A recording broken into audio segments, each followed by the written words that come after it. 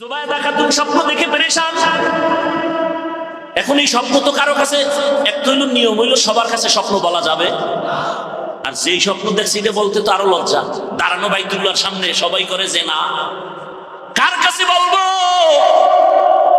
জুবায়দা তার কাজের লোকেরে বলল যে শোনো, একজন একটা স্বপ্ন দেখছে, নাম নাই, ওই যুগের স্বপ্নের ব্যাখ্যাকারী একজন বড় আলেম বুজুর্গ আল্লামা ইবনে সিরিন রাহমাতুল্লাহ আলাইহি। যাও বহুদূর তার ঠিকানা, চাইয়া এই স্বপ্নের ব্যাখ্যা নিয়ে আসো। নাম নাই, চিঠির মধ্যেও নাই, লিখে দিলাম, যাও। গেছে স্বপ্নের ব্যাখ্যাকারী জগৎ বিখ্যাত কুতুবুল আলম আল্লামা ইবনে সিরিনের কাছে গেছে।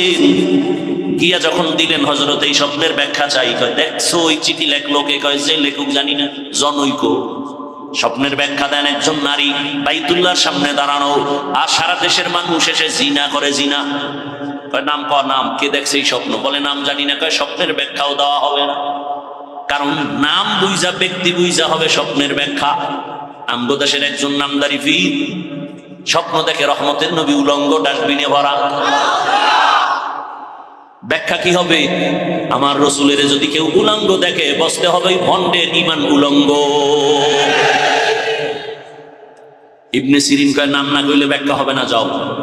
নিরস হইয়া চলে আসছে, এসে বলে নাম না বললে ব্যাখ্যা দেওয়া হবে না। জুবায়দা পেরেশান। ওই আল্লামা ইবনে সিরিন জানবে এই দুরূহ স্বপ্ন আমি দেখেছি, আমার লজ্জা লাগে, কিন্তু স্বপ্নের ব্যাখ্যা জানা দরকার। শেষ মর্যায় বলে নামটা লিখে দিলাম, আমানতের সাথে তার কাছে দিয়া দিও, তুমি চিঠি খুলবা না। আল্লামা ইবনে সিরিন চিঠি খুলে দেখে নিচে লেখা জুবায়দা বাদশা হারুন রশিদের স্ত্রী। একটা চিৎকার দিয়া কয়, ধন্য নারী জুবায়দা,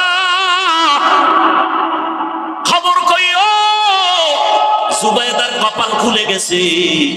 জুবায়দারে দিয়া আমার আল্লাহ মক্কার জমিনে এমন কাজ নিবেন, গোটা দুনিয়ার মানুষ জুবায়দার নাম কিয়ামত পর্যন্ত স্মরণ করবে।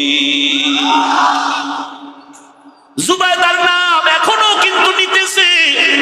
সেই জুবায়দা বাদশা হারুন রশিদের টাকা না, রাষ্ট্রের টাকা না, নিজের টাকা দিয়া মক্কায় গেলেন হজ করতে।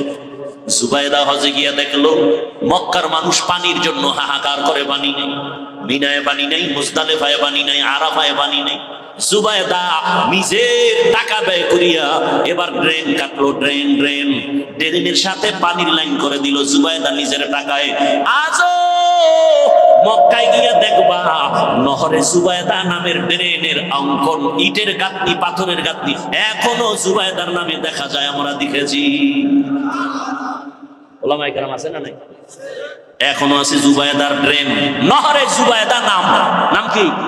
বিশাল ড্রেন, পাহাড়ের পাশে নিচ থেকে এরকম চিকন আকারের ড্রেন, সব দুনিয়াবাসী জানে। আর সেই ড্রেন থেকে পানি জুবায়দা লাইন করে দিল টাকা খরচ করে, আর গোটা দুনিয়ার হাজিরা সে পানি পান করল। স্বপ্ন কি, ব্যাখ্যা কি? দেখছেন নি কারবার? স্বপ্ন কি, ব্যাখ্যা কি? ওই আল্লাহর বান্দা যখন বলেছেন এমন একটা স্বামী চাই, ডান হাত ধরে আমাকে জান্নাতের ময়দানে নিবে, এইবার মিলছে নি? যুবকেও কি চায়? এমন একটা মেয়ে চাই যে আমাকে ডান হাত ধরে জান্নাতের পথে নিবে। ঘটনা শেষ না, আর একটু সময় লাগবে, ধৈর্য হবে তো ইনশাআল্লাহ। এইবার আল্লাহর ওলি কয়, এই তোমার মনের সাথে তো মিলে গেল। মেয়েটার বাবা নাই, ডাক দিয়ে কয়, মা তুই যদি আমাকে অনুমতি দাও, আমি এই রাস্তায় তোর বিবাহের জন্য রেডি করতে পারি। বলে করেন। অনুমতি পাইয়া এই যুবকের কথা শুনে প্রস্তাব দিলেন, ও যুবক, তুমি যেই মেয়ে চাইছো কিন্তু পেয়েছি ঠিক, তবে গরিব এবং ইয়াতীম। যুবক বলে, আমি দুনিয়া চাই না, আমি আখিরাত চাই। রিজিকের মালিক আমার আল্লাহ, পিপিলিকার খানাও যেই মাওলা দেন, নদীর মাছের খানা কে দেন, জঙ্গলের প্রাণীর খানা কে দেন? সেই মাওলায় পিপিলিকার খানা দিতে পারেন, সে আল্লাহ নদীর মাছের খানা দিতে পারেন। ওই আল্লাহ আশরাফুল মখলুক আমারে বুঝি খানা দিবেন না? পিপিলিকা দামি না আমরা দামি? আল্লাহ যদি পিপিলিকারে খানা দেয়, মাছের খানা দেয়, জঙ্গলের প্রাণীরে দেয়, আমগো দিবে না? ইয়া আইয়ুহান নাস আনতুমুল ফুকারাউ ইলাল্লাহ ওয়াল্লাহু হুয়াল গানিয়্যুল হামিদ।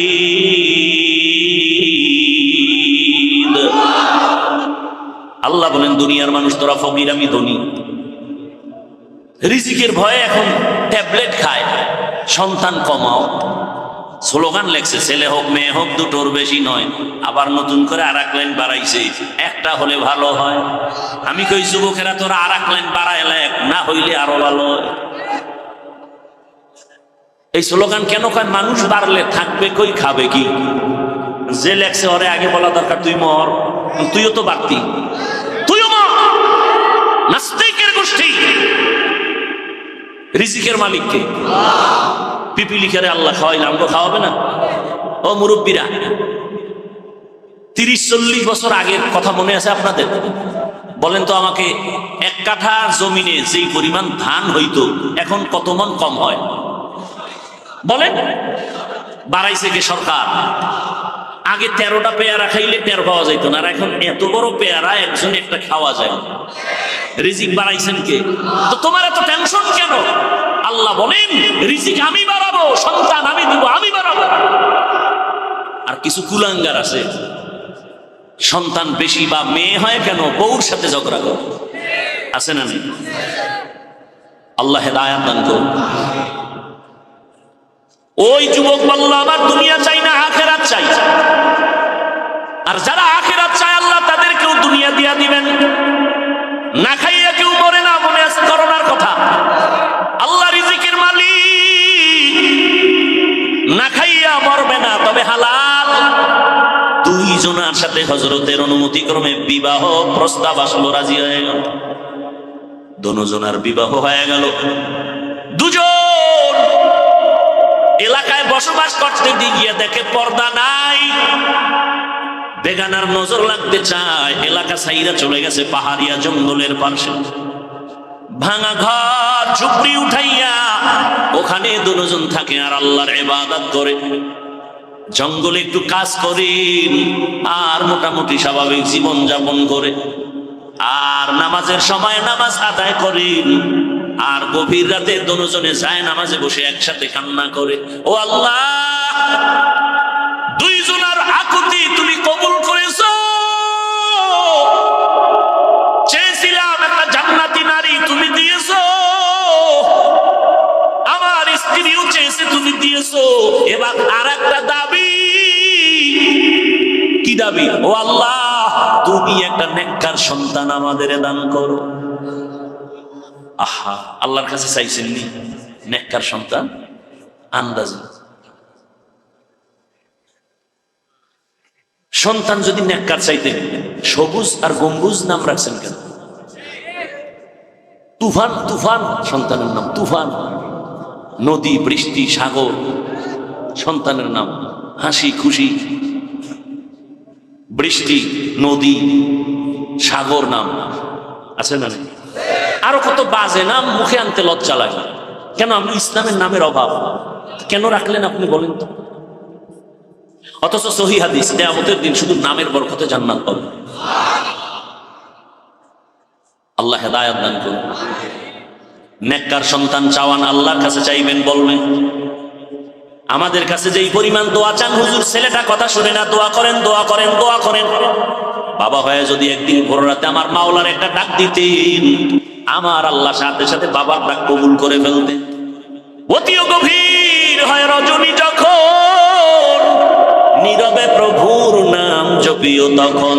প্রভুর করুণা যদি পাইবারে যাও, গভীর রাতে উঠে প্রভুর গুণগান গাও। 2 জনে মিলে দোয়া করলে আল্লাহ ফিরাই দিবে। ফুলের বাগান, এক হাতে তালি লাগেনি? লাগে না।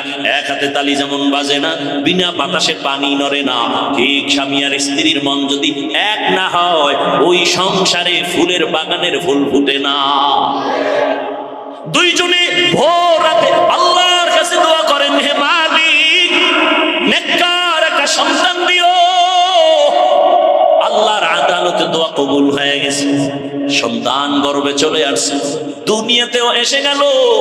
মা বাবা কলিজা ভরে দোয়া করে, সন্তানের আদব শিখায়, সালাম শিখায়। সন্তান বড় হচ্ছে দুনিয়াতে সেই যেমন কেমন জ্ঞান ভাব, কেমন যেন একটু আদব বলা, কেমন যেন বিচক্ষণ বলা। ছোট বাচ্চার এমন কিছু গুণ আছে না?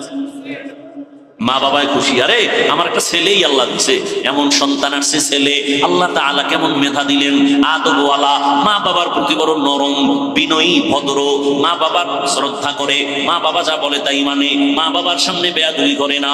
অল্প অল্প দিনে মোটামুটি যৌবনের মধ্যে পৌঁছে গেল, এমন নাম উঠতেছে, শরীরের মধ্যে জোশ আসতেছে, অন্যায় দেখতে পারে না, আল্লাহর মোহাব্বত এত, আল্লাহর বিরুদ্ধে কথা শুনতে পারে না, নবীর বিরুদ্ধে কথা শুনতে পারে না, ইসলামের বিরুদ্ধে কথা শুনতে পারে না। কেমন যেন কেউ কিছু বললেই লইয়া পড়ে, আন্দোলনমুখী এমন এক অবস্থা, অন্তরের মধ্যে এত জোশ, ইসলামের উল্টা পাল্টা কিছু শুনলেই রুখে দাঁড়ায় যায়।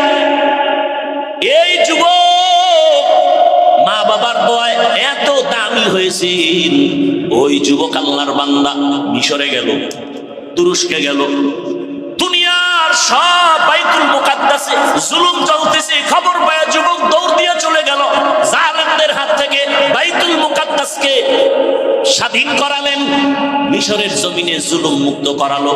এইভাবে আল্লাহর বান্দা ইতিহাসের পৃষ্ঠায় নাম উঠে গেল অল্প বয়সের মধ্যে। ওই যুবক আর কেউ না, ওই যুবকের নাম ইতিহাসের পৃষ্ঠা উল্টাও সালাহুদ্দিন আইয়ুবী রাহমাতুল্লাহি আলাইহি। এই যুবক গুগলে সার্চ দে, সালাউদ্দিন আইয়ুবী লেখা সার্চ দে, ইতিহাস টোটাল পেয়ে যাবে। কেমন মা বাবার, কেমন সন্তান, অল্প বয়সে যুবক সালাউদ্দিন আইয়ুবী গোটা দুনিয়াকে মাতিয়ে তুললো। ইসলামের বিরুদ্ধে কোনো শক্তি তার সামনে মাথা নত করে চলেছে, মাথা উঁচু করতে পারেনি। ও আমার যুবক, এমন যুবক তুমি হইও। আমি তো চাই, এতক্ষণ বয়ান করি এটা বোঝাতে চাই, তুমি আমার মাদ্রাসায় আসার দরকার নাই, তুমি জেনারেল লাইনে পড়ে ডাক্তার, ইঞ্জিনিয়ার, প্রফেসর হও। আজকে গোটা দেশের দুনিয়ার মধ্যে ডাক্তার জাকির নায়েকের সুনাম আছে না নাই?